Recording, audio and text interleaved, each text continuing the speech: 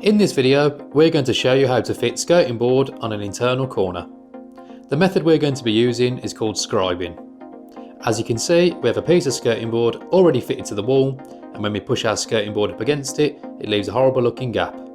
You may or may not have seen internal corner joints with both pieces cut with a 45-degree mitre. This is widely seen as the unpreferred method because walls tend not to be square and perfectly 90-degree angles, meaning that your joint will be off. So, showing you how to scribe. Firstly, we're going to cut a 45-degree mitre on our skirting board.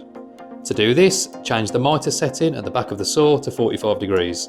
When you've done this, you can cut the skirting board. If you need more information on how to use a chop saw, a walkthrough video should pop up on your screen now, and there'll be a link in the description. With the 45-degree mitre cut, we will have the same problem when placing it up to the fitted skirting. This is where we need to scribe. Scribing the skirting board is basically cutting out the 45-degree cut so that it hugs over the other skirting board. Firstly, we're going to cut out the squared part of the skirting board with a handsaw. Make sure you hold the skirting board down firmly or use a clamp.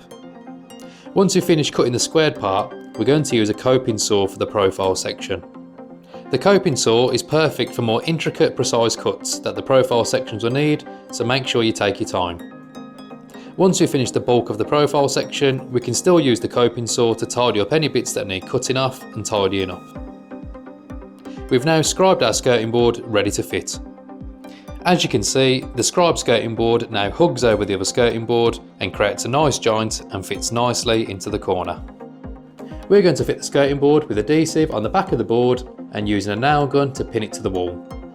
We've now successfully fit our skirting board to an internal corner. To completely finish it, you'll want to fill and sand down any pinholes and gaps, caulk the top of the skirting board and paint them. We hope that this tutorial has covered off everything. If you do have any questions, please leave us a comment and we'll get back to you. For more home tutorials, please subscribe to our YouTube channel.